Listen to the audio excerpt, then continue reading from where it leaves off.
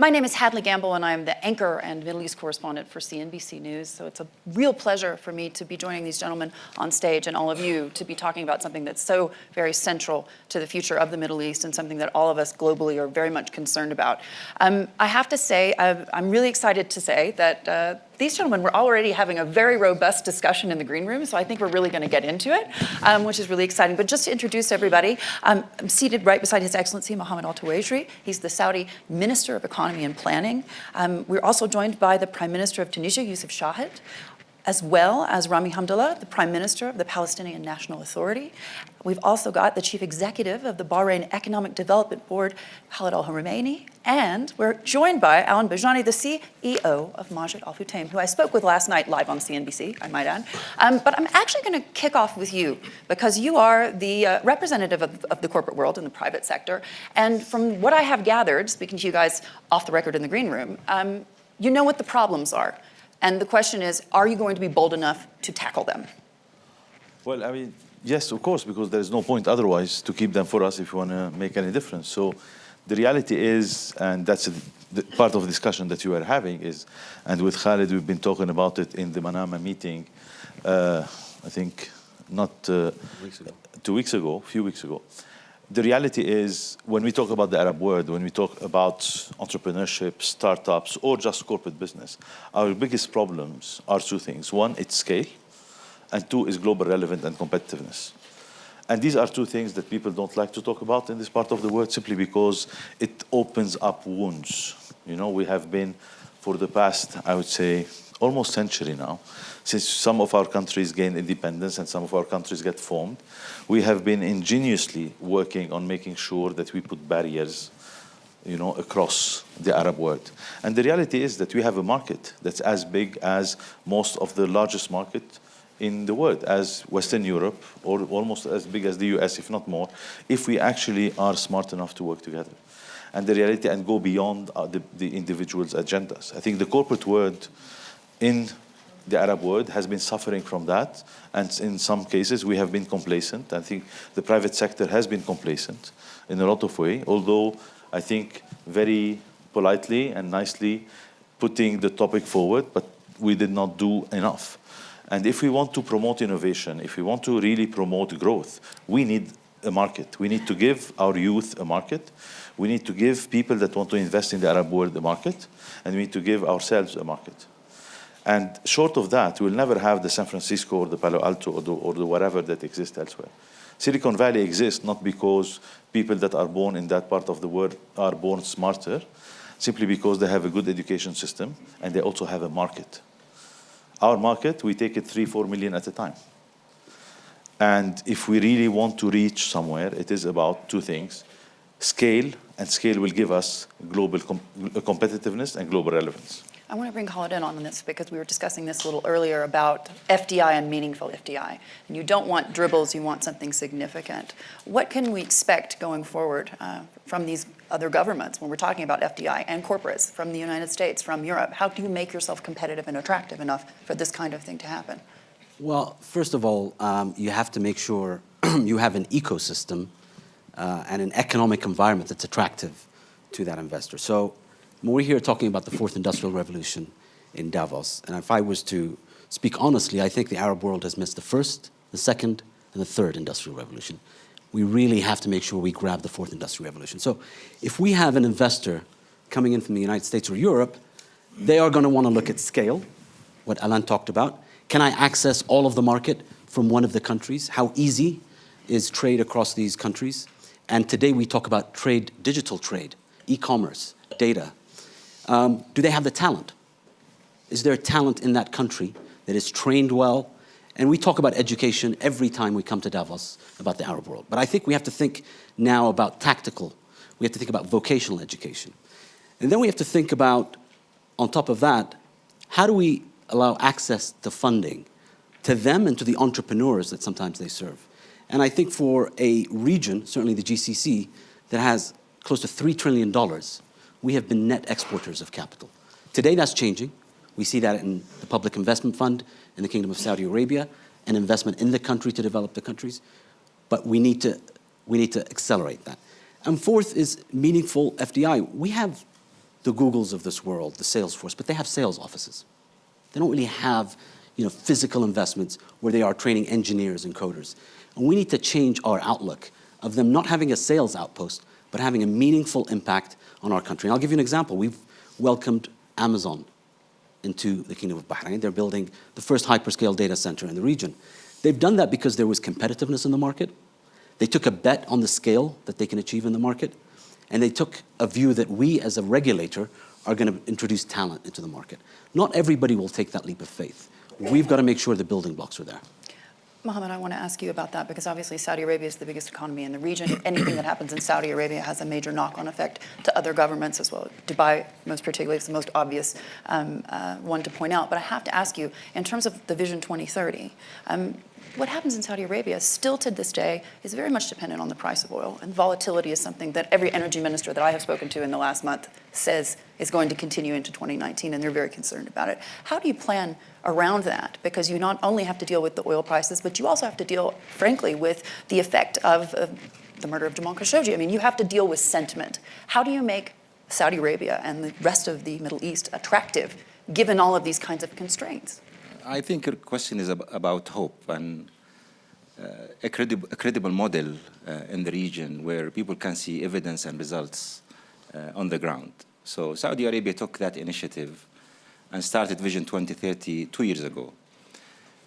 Recently, for example, the joint effort with the United Arab Emirates is a significant evidence that two countries can sit down and agree very specific targets, measured, where they can show the world how can issues be resolved. So talking about borders and trade, one of the examples between the Council of Saudi and UAE is basically we decided that the borders will be easier, digitized, accessibility of trucks, etc. Instead of taking more than 72 hours, it will take now hopefully 3 to 4 hours. But that's two significant economies talking about issues, talking about regulations, talking about how a business in the UAE can automatically be a business in Saudi Arabia and vice versa. So there are hundreds of those initiatives. Our objective is to lead the region and give hope to entrepreneurs, to investors. But equally in-house in Saudi Arabia, we've realized that investors, FDI, talking about FDI, need to see also a framework, a best practice. Beyond the human capital, which is a big challenge for the whole region and employment, etc., we've also realized that rules, regulations, the legal environment, the logistics, and the checklist is so huge. Hence, Vision 2030, and our objective regionally is to make sure that the youngsters, the foreigners, the people living in Saudi Arabia have hope and have a reference and have something they can relate to. How likely is it that we're going to see a change in terms of the borders? Because obviously Saudi Arabia and the UAE have made a lot of steps that far, but frankly, you don't see that happening between other governments. What's it going to take? Well, our hope is that when people see this model kicking and working, they actually ask to join. And there is no way but to be practical about it. I mean, we can always talk. The Middle East, since the early 30s, we've been talking about issues, challenges, wars, conflicts. I think the time now is right to talk about solutions and talk about realistic solutions that can be implemented on the ground. I'd like to bring in the Prime Minister of Tunisia on that, because frankly, you are not dealing just with the daily cost of living in Tunisia. You're dealing with this major political cost of pushing through IMF and World Bank reforms. And that's frankly something that has caused protests on the street. And now you've got a lot of people saying that since 2011, Tunisia really hasn't moved on. So you're dealing with a whole host of other challenges. Yes, thank you. Thank you very much. Thank you for the invitation and to share those thoughts about the strategic outlook of the Middle East. The Middle East, which is a complex region, sharing common issues, all the issues that you mentioned. But I would like to say that probably in North Africa, there are a lot of common issues with the Middle East, but there are some differences, I guess. For example, in terms of competitiveness, I don't agree that we are not competitive at all. If you see countries like Tunisia, Morocco, Egypt, we can see a lot of foreign companies producing high value added product, recruiting engineers, doctors, things like that in those countries. Now, of course, we are living in a special situation after 2011 and the revolution of what was called the Arab Spring. So the situation is totally different because we're going through a political transition, and this has a cost. And we're paying, between brackets, the cost of this political transition. It has a cost because the economy suffered during the last few years. Then we had the IMF coming, but a country like Tunisia before 2011 used to grow at 5%, 6% a year. But of course, it was not a democracy, and there is a kind of learning curve to reach the democratic objectives. And we consider that in Tunisia, for example, we succeeded in implementing this democracy, building democratic institution with free and fair election, and writing a new constitution in 2014, giving rights to minorities, things like that, which is very important and today. But this has impacted the economy, and we don't forget that we were also attacked by terrorists. All the MENA region is threatened by terrorist attacks, and many countries suffered from terrorist attacks from ISIS, from Al-Qaeda, including Tunisia, of course. We had been attacked 3 times in 2015. For a touristic country, of course, this was the goal of those terrorist groups, and this impacted the tourism industry, but also the economy, of course, since tourism is represent an important share in our economy. So, I mean, I think the model now, at least in North Africa, is being, and this is probably the challenge today, is about social and economic challenges. And in Tunisia, we are embarked in strong reforms of our economy, and this has a cost, of course. As I mentioned, the democracy costed for Tunisia, but we consider this cost, still we can manage this cost. The cost was that the economy suffered, the production was stopped for many production like phosphates, like oil, etc. And because, as I mentioned, there's a learning curve, people did not understand well what is freedom, what is democracy, after living so many years under one political color, one political regime, etc. So this is very important, and I think... But it isn't a new story, is it? I mean, this is the story of the region that we talk about every single time we sit at the World Economic Forum. This is something that is not, you price it in, isn't it? I mean, at this point, you're pricing in the conflict and the terror and the... I would refer to the feedback we're getting here in Davos from the bilateral meetings we have from multinational companies who's very interested in the Middle East. And for them, if I address the scale issue and the FDI issues and the geopolitical issue, they do realize the potential. It's a very rich region. Under the ground, above the ground, demographics, IT-savvy societies, the Red Sea, how much trade goes through it. People do realize the potential, but they also ask us, especially governments, to connect the dots. I mean, we've spoken to the Chinese, the BRI, Middle East is a must. If they want that to succeed, Middle East is a must. So what do we have to do? We have to do X, Y, Z. But we also have to talk among each other. This is very critical. And hence, I refer again back to the UAE, Saudi Arabia model, because we want to establish a reference for others to follow. If we succeed, 2 big nations with 2 big GDPs, I think we will have a better chance and a better opportunity for the future. Alan, you want to jump in? Yes, just one thing. I want to say 2 things. One is, I don't think we can talk about competitiveness globally in terms of examples. I'm talking about the economies, how relevant we are. Number 2, I think what happened, so after Dubai and the UAE, I think Vision 2030 has been a breath of fresh air for the private sector. That's a fact, because we shouldn't also forget these things. And I think what's happening today between Saudi Arabia and UAE is really exemplary. And I totally agree with Excellency. If this actually becomes a reality, and it's moving at a very fairly, I mean, in fairness, it's moving at a quite a rapid pace. If this becomes a reality, I totally agree.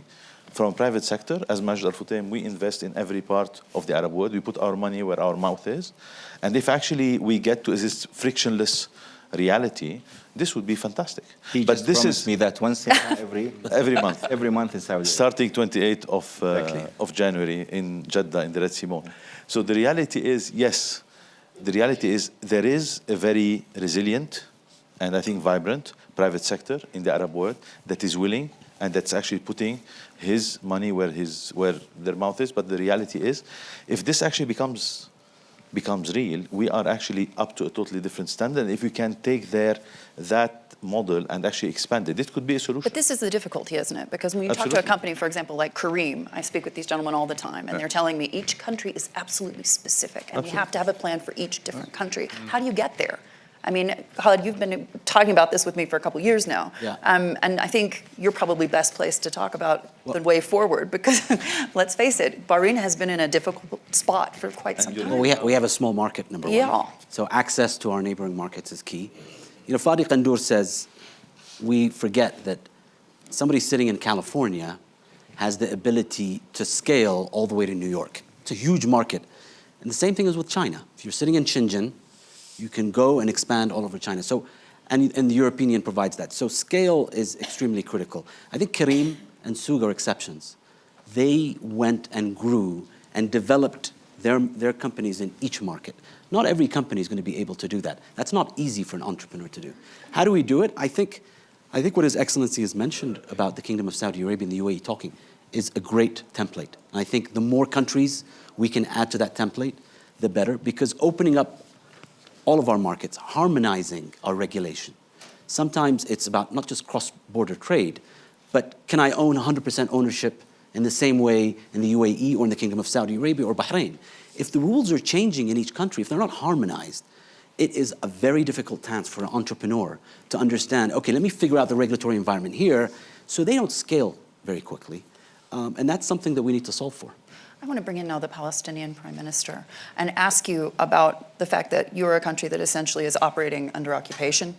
And at the same time, when there are significant donations from neighbors, those always do come with strings attached. And it's as if it's an elephant in the room. First of all, thank you for allowing me this opportunity to meet with this incredible audience here. Really, our situation is unique in Palestine. Imagine a country working under occupation. If you imagine, we have been 52 years under occupation. If you talk about the West Bank only, you talk about 64% of the land under full Israeli military occupation. You can have no investment. You cannot build a school. You cannot build a clinic even there. You talk about Gaza. Gaza has been under siege for the last 12 years. Imagine, and despite all of this, actually, we have been able to build a resilient economy, actually. And I must say that recently our growth ratio, actually, was about 2.3, which is incredible, actually, under the circumstances in Palestine. Actually, we have seen manifestations of the fourth industrial revolutions in Palestine, and this helped us a lot, actually.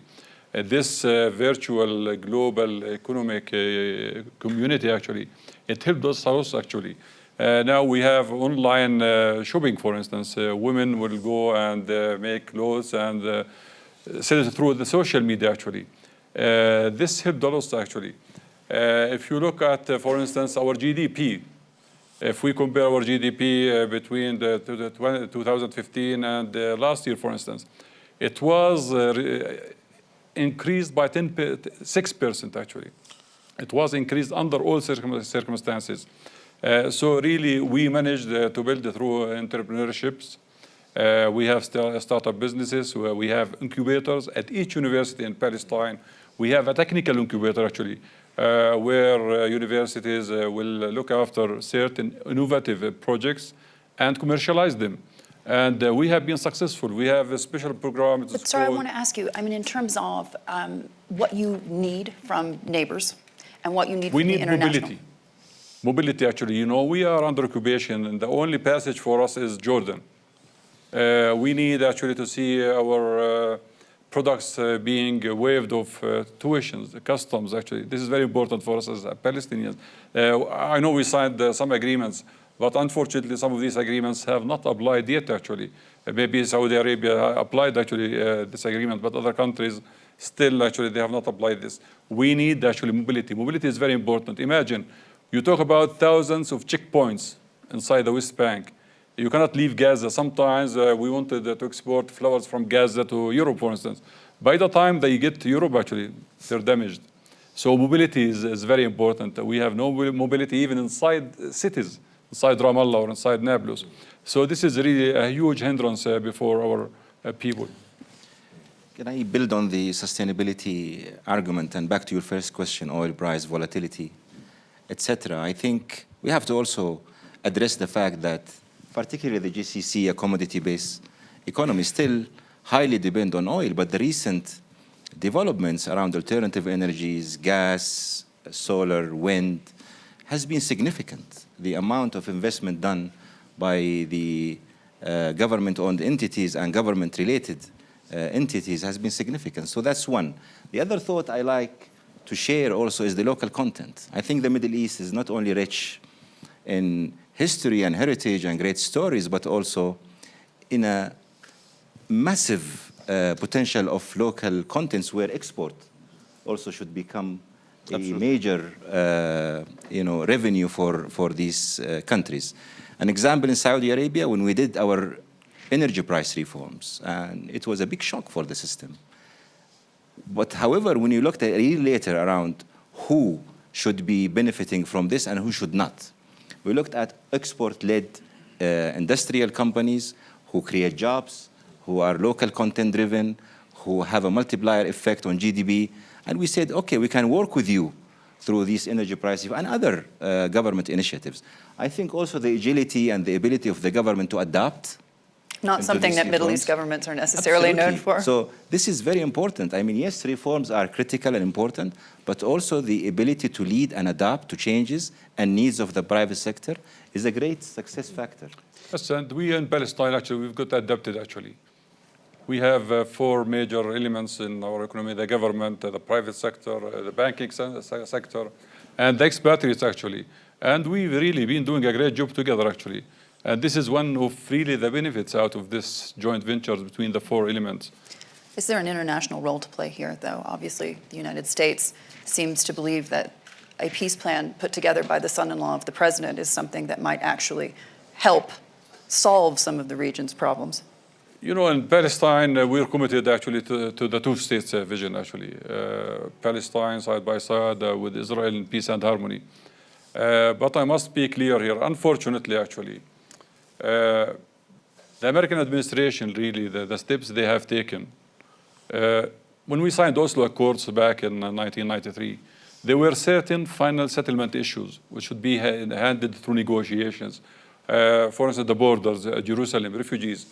All of a sudden, actually, the American administration have decided that Jerusalem is the capital of Israel.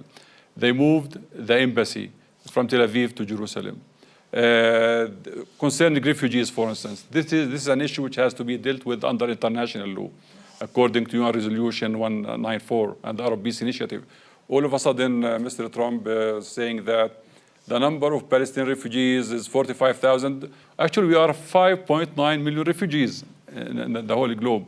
I think at this point, are people generally, and I've been having these conversations. This is the international definition of refugees. Of course, but I think that at this point, the folks that we're speaking to here on CNBC at least, seem to be pricing in the fact that the messages coming out of the White House, whether it be with regards to U.S.-China trade or to the security even of the Middle East, the comments that we keep hearing from Secretary of State Mike Pompeo, does he speak for the White House? I mean, you're kind of pricing in here the fact that Washington is no longer a reliable partner in that sense. And so how, as a business community, and I'd love to hear from Alan on this, how you, as a business community, as an investor, can you really plan ahead, given the fact that right now it seems as if global growth is a deep concern, and a lot of that has to do with Washington?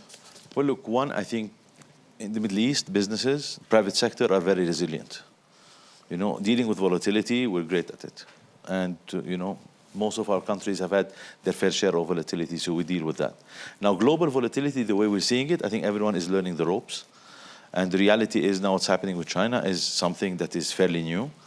It is very clear that it has a big impact on China, and we're starting to see actually what's happening in China as well as others. So that's something that we have to factor in. Now, the reality is of the Middle East, when we look at it in general from a business standpoint, it's becoming more difficult to import from China. Settling payments to China is becoming much more difficult than before. So there is some realities, okay, that may not be policy, but they are actually realities on the ground, and they are being implemented. From a business standpoint, we are, as measured for example, we are committed, and actually focused on growing our region, driving sustainable growth in our region, which is the Middle East at large, the MENA region. And basically, this is something where you start to actually value the stability that we live in. When you look around us today, you look at the US, you look at what's happening in Europe, you look at England, you look at some other parts of the world, we realize that actually we are much more stable and much more predictable. And I think what happened in Saudi with Vision 2030 has actually, in a way, directly for Saudi and indirectly for the region, has set a vision, a plan, and a pace that I think was badly needed. And businesses like us benefit from that because we know the trends, the headwinds, or basically the tailwinds, and we see other governments that are actually either following suit or basically making sure that they are at par. Building on that thought, I think if we look at it from our point of view and look at our investment powerhouses, PIF, ADIA, etc., when they looked at the West for opportunities, the spectrum is wide open. Individual companies, infrastructure opportunities, etc., etc. Now, the other way around, I think the more institutional build we have, the more visible we are to the rest of the world. I'll give you an example, privatization in our part of the world. The minute we put a standard and established the PPP law, and we've actually spent a lot of time bringing this to the best practice globally. This month alone in Saudi Arabia, we've done 4 transactions. All of them are multi-billion-dollar. Foreign investors. Because they want to come to an infrastructure where they know exactly what it takes, what's their part in the PP, and what's the government role, et cetera, et cetera. I think collectively, the more we institutionalize our businesses and government leads, the global investment community will look at the opportunities differently. But also the regional investment community. If you'll allow me. Allow me to say, actually, when you talk about development, actually, without security and stability in any region, you cannot achieve that. Look what's happening in the Middle East, in Yemen, in Iraq, in Syria, in Palestine. Actually, what we need to see, we need to see stability. We need to see security. And one of the major, actually, causes for this insecurity is the Palestinian conflict, actually, the Palestinian-Israeli conflict. Once I believe it is settled, I think too many conflicts can be settled in the region. So I don't think we can talk really about real development without stability and security. So security and stability are of high importance for any development, whether in Saudi Arabia, whether in Palestine, in Tunisia. This is actually very important, and we cannot ignore this, actually. And instead of spending billions of dollars on war now, for instance, why don't we invest this actually in development? Colin, do you want to weigh in? Yeah, I think we can't talk about the Middle East as a whole. So when we talk about the risk reward, Idiosyncratic. there are differences, and I think we talk about the GCC.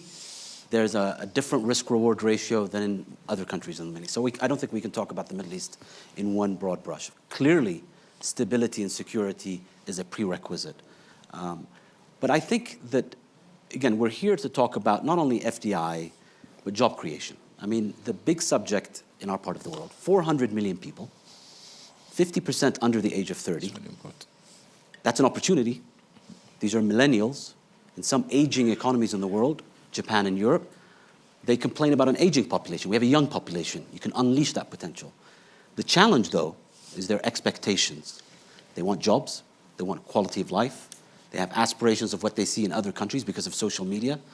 So meeting those aspirations, and I think if we talk about FDI, we have to talk about job creation for jobs that our nationals will want, will aspire to. We look at not only jobs, but are they paying salaries that are attractive to our nationals? And so we've imported labor. I talk about the GCC. We've imported labor. So there's job creation, but it's not going to our nationals. It's not paying that level of salary.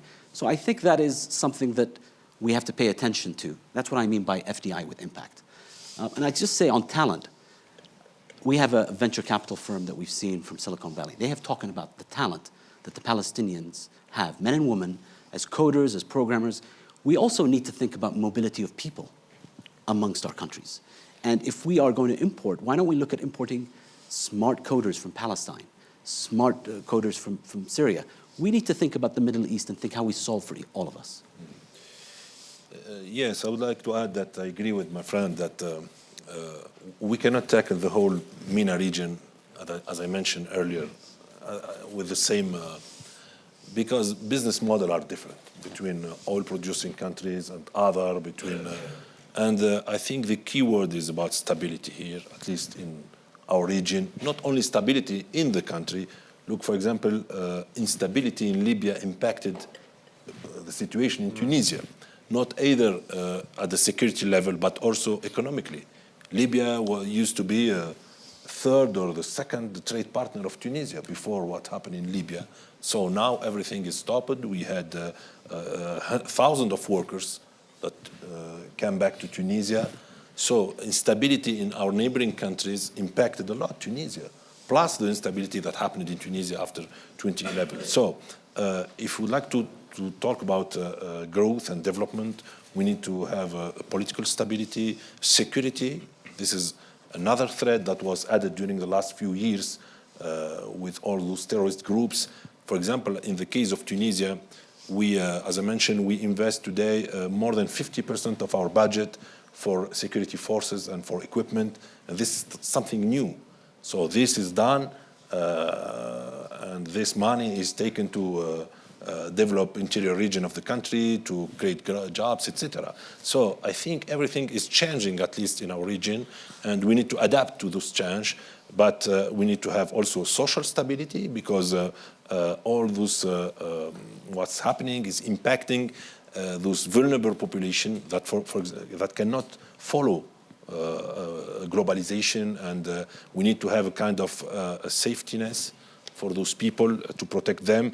And microeconomics in our countries were really suffered during the last few years. So we need to have this microeconomic deficit stability. A country like Tunisia, we used to have 1% deficit in 2010, and we had 6 or 7% in 2016. So before trying to invest and boost growth and create jobs, we need to stabilize the situation, including microeconomic deficit, current deficit, things like that, and then think to this population that can threat the model if those populations are not really challenged, and we cannot find solution for those vulnerable population. I'd like to go back to the practical solutions and do something about it. And if I take Dubai as an example, they've started their journey in the late 80s, and I can't count the number of events, negative events that took place in the region, from the Gulf Wars to Asian crisis to extreme volatilities in oil. I mean, the list is very long, yet Dubai is here, growing, showing the world what an example could be. So again, because they've established the role model, they've established rules, regulations, security, and they've done a great job. And I always go back to what can we do about it? From a government point of view, policymakers, I think one thing, for example, we've done in Saudi Arabia is to create new sectors where it is very specific to Saudi, great for local talents. That sector is services. We do receive millions of visitors to our holy cities every year, and within that, there is a huge business opportunity. So I think every country should also look within. I know the idiosyncratic challenge of the differences between the countries are massive, but also I think in Egypt there is a great potential for farming, a great potential for soft manufacturing, and so on and so forth. In Oman, you know, they've been doing reasonably well lately because they focused on what Oman is all about. So there is a role for individual countries to deal with the idiosyncratic challenge, but also collectively, we need to be practically thinking about what can we do about it as a region. I may add something here, actually. I think security is very important and stability is very important, but education also. Investment actually should be in education. Education is the hope for the Middle East. We should equip our students actually with talents, with the skills that can really equip them for the future jobs, actually. Vocational training, it's very important. If we can talk about Palestine, for instance. Right now, we have 9 engineers for 1 technician. Actually, the pyramid should be reversed, actually. We should have 9 technicians for 1 engineer. So vocational education is the future, actually, for our region in the Middle East. It's badly needed. I believe investment in education is investment in hope for the whole region. Alan, I want to bring you in on this in terms of the corporate perspective, the private sector. So many private sector individuals that I speak to on CNBC, publicly and privately, tell me that they feel that there's a trust deficit for the governments, because whether they're sitting in Saudi Arabia, they're hesitant to invest their capital post the events of the last couple of years, whether they're sitting in the UAE and looking at the property sector and saying, oh my God, they did it again. This is the thing. There's a trust deficit. How do you address that? How do you see that playing out? There is something quite interesting actually on that. This morning I was on a panel with Edelman on the Edelman Trust Barometer, and there are two countries in the Middle East, UAE and Saudi Arabia, that have the highest trust between people and government, which is 84% for Saudi and 80% for the UAE. And come to think about it, these are the two countries that have been doing the most for their economies. Saudi, especially lately, and the UAE. So the reality is, we have, I'm 46 years old almost. Okay, since I remember, security was an issue in the Arab world. And it's right, you're right, it is an issue. And Palestine is a different, Palestine has a special, unfortunately, a very special case. But the reality is the solutions to the Arab world will only come from the private sector. Put aside Saudi Arabia and the UAE, where actually the governments have resources. There is no government in this part of the world, in our part of the world, that has the ability to deal with its own issues on its own. It's the private sector and foreign direct investment from within the Arab world to within the Arab world. We export capital, and we cannot invest enough in our own countries. And yes, security and stability is an issue. Without it, we can't have business. You're absolutely right. But at the end of the day, we've been talking about this for 50 years. And there'll always be good reasons why we can't do it. And we also have to remember, in order to foster stability and security, we have to create jobs. We have to open up for the private sector and give the opportunity to the private sector. All what we have to do, change the mindset, ease the regulation, and let the private sector work. And what we are today, we are in a reactive part of the world where we're consumed with issues that are real, but they're not going to make a difference. The only difference is, I think, what Dubai has done, open up. Just open up. And your own private sector in any country in the Middle East and other private sector within our part of the world will come and invest and create their own opportunities. We don't need government to tell us what are the investment opportunities. We know it. But we need to be able to invest. We need to be able to get a visa to go and see what we're gonna invest in. We need to be able to employ people. We know what needs to be done, but we can't do it enough. And this is what I think the Middle East needs, is a wake-up call. The reality is here, and we're working here. So on that thought, the governments are as enablers, making sure the financial markets in each country are stable, developed. It's very important. But I actually like to think about it as a partnership between, in a transition phase, maybe the government and the private sector, maybe for some time, before the private sector really can grow and compete and take charge. However, the private sector also have a list of requirements, yes, things they need in this partnership. So again, the government's enablers make sure that stability, confidence in the market. I mean, look at the recent borrowing that took place in the region. People are willing to invest 30 years money in the region. Yeah. And that's a significant signal of confidence.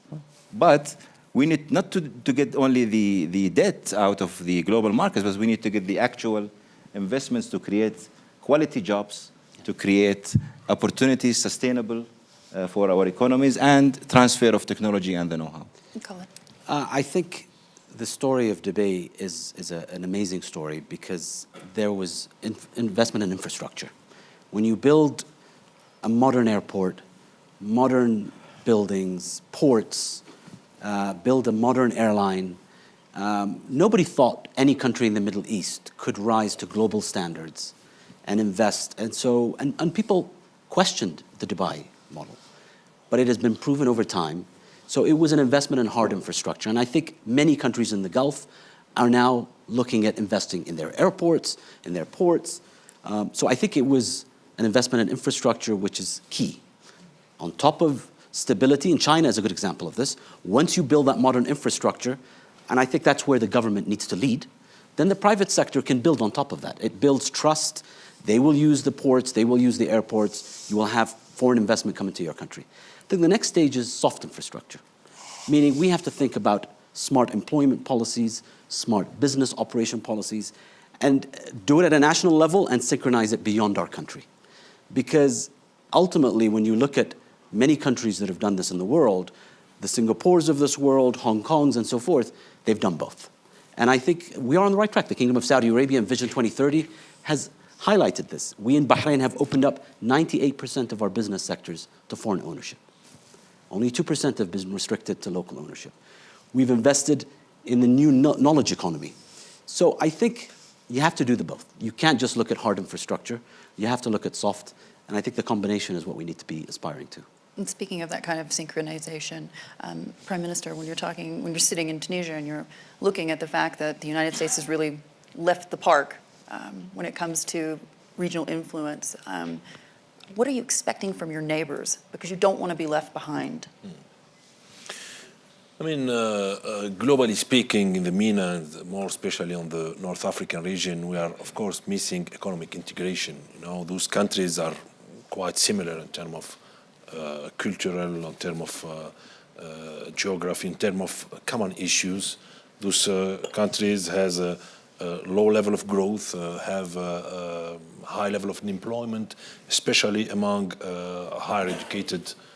This is one of the main problems, for example, for Tunisia, is that 1/3 of unemployed people own a higher degree. And this creates a lot of pressure on governments, since those people, I mean, your economy needs to create jobs for those people, skilled jobs, and this is make a lot of pressure. And this is the same, I guess, for North African countries. So we need to have a better integration between our countries, which is not working today, because we have our economies are really can be complementary one of the other, but we're not taking advantage of that. And the private sector, we need to create a better environment for it. We need to create what we call an enabling environment, and to help the private sector to jump in. And that's why we're trying to reform our investment code, our fiscality. We try to implement PPP project in order to involve the private sector, because I know that the public service is saturated and we cannot. But this is also start with education, because if you go to the, let's say, MENA region, education is not really creating for the students the capability or the capacity to create its own project and employing other people. It's always asking governments and public service for jobs. And you know the situation of the public service in different countries of the North African region, at least, and deficit, etc. So we need to change our education. We need to adapt it more to the job market. And those strong and deep reforms, sometimes they're not taking place because they need time, and they need they're not easy to challenge. They need to conduct this challenge and to have later results. But in the short term, we need to work on digitalization, for example, because we can shorten the time. For example, in Tunisia, we have 15% of people that graduates from the university are on ICT, and I mean many of them are leaving to Europe today and to the US because they found better job opportunity, and so this is a huge loss for our economy. So working on education, working on vocational training, very important. You know, we are sharing the same issue finally, and trying to work on digitalization. Since for example, I take Tunisia, entrepreneurship can be much easier when we go to those kind of activity. Mohammed. I think one missing point we haven't touched is innovation. The importance of innovation and the role of governments as incubators, making sure those talents in the Middle East, because we do believe that talents have no nationality. It could be a young boy in Tunisia or a young girl in Palestine who's extremely talented and could make a real difference, not only for their country, but for the whole world. I think also we have a responsibility to make sure that we provide the frameworks and the opportunities for those talented innovators. One, scholarships. Again, I think GCC have succeeded significantly in the early 70s by sending students abroad, and they came back and now they're leading their nations. I think I met a Korean science and technology university today, and very specifically they are very specialized in artificial intelligence and on the global trends of Industry 4.0, etc. I think we should also not be shy of asking for help. And, you know, scholarship is one tool where we definitely, with the demographics we have, we can learn from the rest of the world, and people can come back and add value by being, you know, innovative and entrepreneurs. And I just wanted to bring you back in as we wrap up. I just want to jump in on talent. You know, there is, on the panel and outside of the panel, the Middle East, since we're talking about strategic outlook, the Middle East is divided in two sets of countries. A set of countries that are net exporters of talent, and the set of countries that were net importers of talent. I think there is a balance in the representation on the panel. The reality is, the countries that have been net importers of talent are very seriously working now on actually dealing the issue of employment of their nationals, which is absolutely the right thing to do, by opening up their economies, by modernizing their infrastructure, by putting in the framework and investing smartly in doing so. So I come from a country who is a net exporter of talent. So I know what I'm talking about, and I'm exported. The reality is those countries that are net exporters of talent are the ones that are actually, going to run out of time before they realize that their talent, that actually is a big source of remittances, a big source of foreign currency coming to the country, a big help to their actually current accounts and so on, are very soon, and in my opinion, in the coming 5 years, are going to live a new reality. And it's going to be a very hard wake-up call. Because reforming the education takes a generation. Sure. These reforms, they have to be done, but they take time. The only solution is to run as fast as we can to create jobs in those countries. And by doing less, not by doing more. And by trusting the private sector. And I know it may be sometimes a bit counterintuitive, but the solution will only come from there. And I think we only have 3 to 5 years before we're going to realize that our talent is not going to be as exportable because the market dynamics are changing. I'm afraid we're going to have to leave it there. It was a fantastic discussion. Thank you, gentlemen, so much for joining us, and thank all of you as well. Thank you.